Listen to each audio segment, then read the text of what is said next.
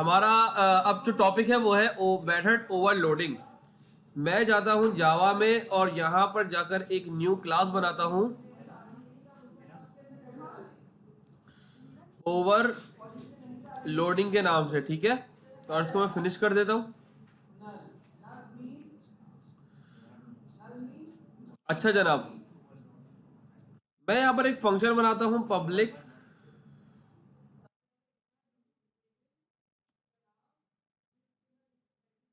Public void और add के नाम से मैंने एक फंक्शन बना दिया।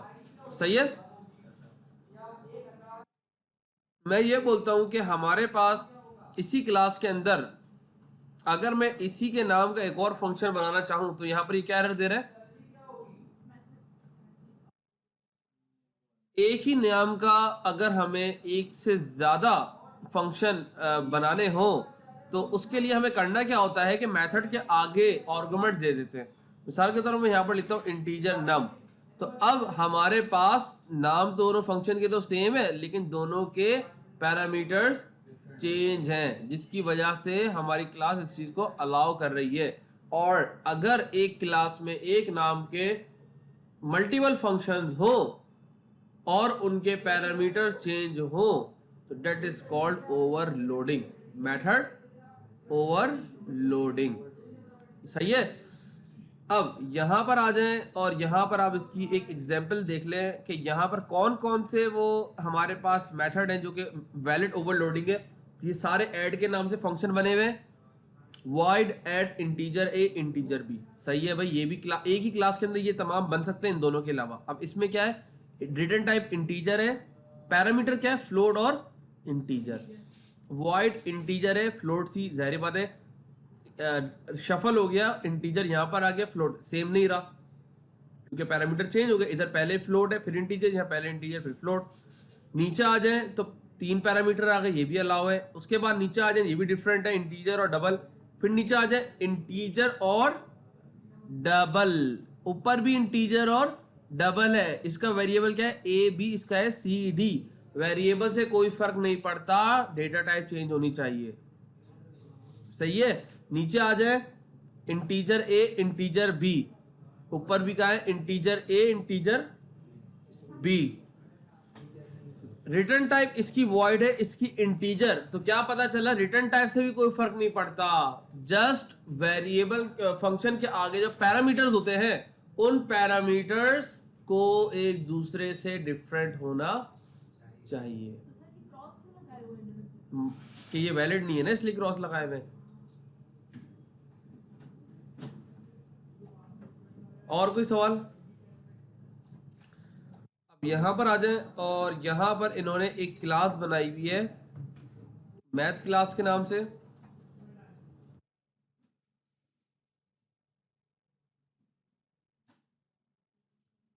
ठीक है जनाब, इसके अंदर एक फंक्शन बनाया हुआ है ऐड का, सिंपल, जिसके आगे दो पैरामीटर हैं। दूसरा फंक्शन बना रहे हैं जिसके आगे कितने पैरामीटर हैं,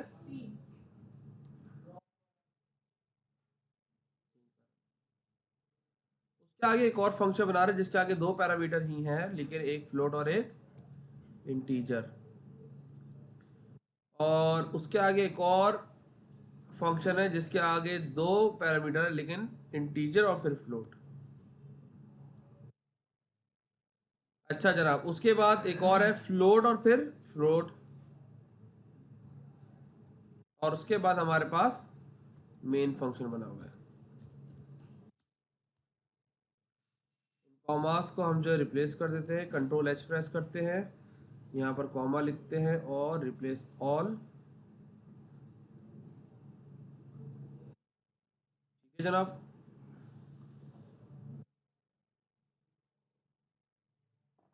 हर फंक्शन के अंदर जो वेरिएबल्स, फंक्शन के आगे जो पैरामीटर्स होंगे उनसे नंबर लेकर वो सेव करवा रहा है। मेन के अंदर क्या हो रहा है, मेन के अंदर हमारे पास हमने मैथ क्लास का सबसे पहले ऑब्जेक्ट बनाया।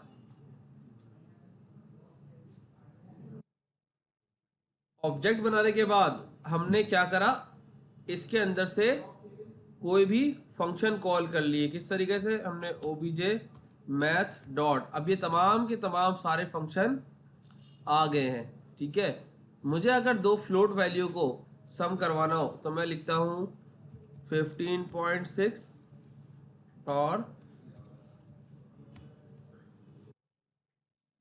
ये एरर क्यों आ रहा है, कौन बताएगा?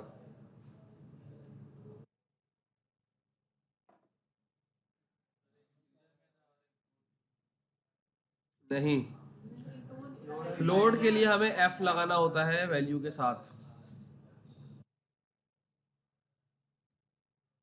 इसी तरह मैं एक दूसरी वैल्यू असाइन करवाना चाह रहा हूँ जिसमें 3 इंटीजर नंबर हैं।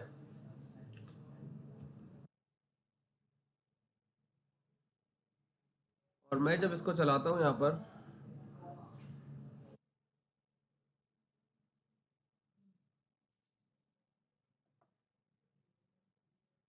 तो मेरे पास ये आपके आउटपुट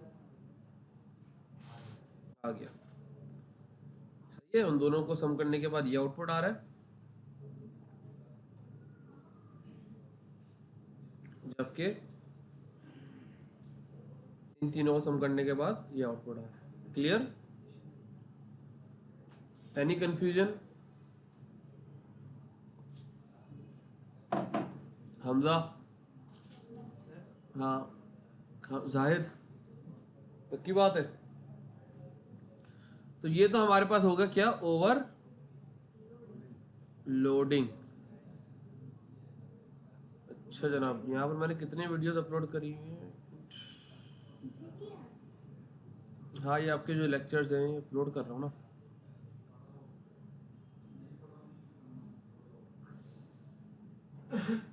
पाँच करें अभी।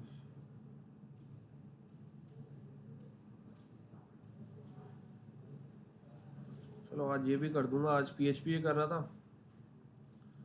तो चलिए।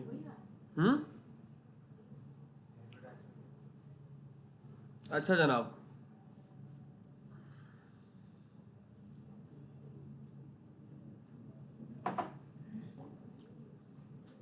हम आगे चलते हैं और हमारे पास आ जाती है ओवर लोडिंग कंस्ट्रक्टर्स। तो मेथड के अंदर मैंने आपको बताया था, जब मैं मेथड बना रहा था तो हमने उधर भी ये चीज़ देखी थी कि हम एक ही कंस्ट्रक्टर का जो नाम है, अगर हम एक से ज़्यादा कंस्ट्रक्टर बनाने हो तो हम ओवरलोडेड कंस्ट्रक्टर भी बना सकते हैं। कंस्ट्रक्टर सिंपल कंस्ट्रक्टर, कंस्ट्रक्टर के पैरामीटर चेंज, तो ये ओवरलोडेड कंस्ट्रक्टर हो गया हमारे पास। सही है? तो अच्छा, दिस कीवर्ड का मतलब क्या है? मिसाल के तौर पे मेरे पास, मैं यहाँ से इसका ऑब्जेक्ट नहीं बनाता, नहीं बनाया ऑब्जेक्ट, ठीक है, मैं यहाँ लिखता हूँ दिस डॉट। मैं यहाँ पर सिंपल एक क्लास के अंदर एक वेरिएबल बनाता हूँ इंटीजर नम। सही है?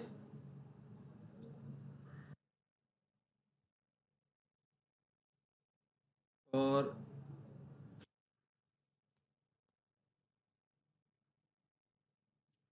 जब मैं दिस डॉट करता हूँ तो ये हमें इस क्लास के अंदर जितनी भी चीज़ें हैं उन तमाम की जो है वो हिंट प्रोवाइड कर रहा होता है। इसकी एक प्रॉपर एग्जांपल बना दूँ ताकि आप लोग को और मज़ीद समझ में आ जाए चीज़। मिसाल के तौर पर हमारे पास सर्कल की क्लास थी, हमने एग्जांपल बनाई थी जिसके अंदर इन्होंने बोलता फ्लोट गेट, और ये गेट पाई का हमने एक फंक्शन बनाया था। यहाँ पर ये बोल रहे हैं कि हमने ऊपर एक वेरिएबल बना दिया फ्लोट एरिया के नाम से। सही है? और यहाँ पर हमने करा क्या है, दिस डॉट एरिया। असल में दिस करता ये है कि दिस हमारे पास जिस क्लास के अंदर मैं दिस लिखता हूँ तो दिस उस क्लास के ऑब्जेक्ट का काम कर रहा होता है।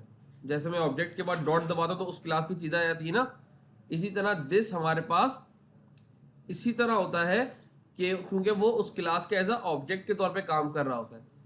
देखो ना, यहाँ पर भी लिखा हुआ है Java provide the keyword this which can be used in a instant method और a constructor to refer to current object that is the object whose method और कंस्ट्रक्टर इज बीइंग कॉल्ड। तो यहाँ पर आता हूँ मैं और मैं इधर लिखता हूँ दिस डॉट नम आ गया हमारे पास।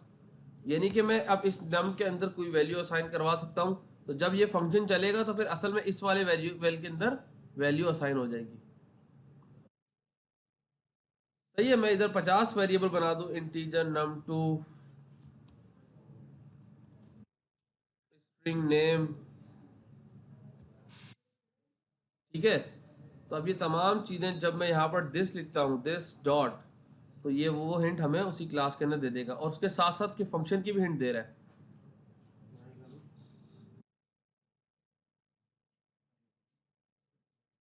ठीक है बेटा, तो दिस का काम समझ में आया कि क्लास के अंदर उसके मेथड्स की फील्ड्स उसके कंस्ट्रक्टर वगैरह को कॉल करने के लिए हम दिस कीवर्ड का इस्तेमाल कर सकते हैं और ये बहुत जगह पर आपको नज़र आएगा आगे जाकर। तो इसलिए सिर्फ उस क्लास के अंदर ही अंदर काम करेगा, उस क्लास के अंदर ही अंदर काम करेगा। फायदा ये कि आपको क्लास को ऑब्जेक्ट बनाने की जरूरत नहीं है, दिस लिखोगे डॉट लिखोगे ऑटोमेटिकली वो काम करेगा। वरना तो क्लास का पहले ऑब्जेक्ट बनाते हैं न्यू, इसके बाद फिर उस ऑब्जेक्ट से कॉल करते हैं ना चीज़ों को, ये डायरेक्टली करेगा। ठीक है, अच्छा जनाब, तो इसी के साथ ही हमारे पास ये सेशन जो है एंड होता है।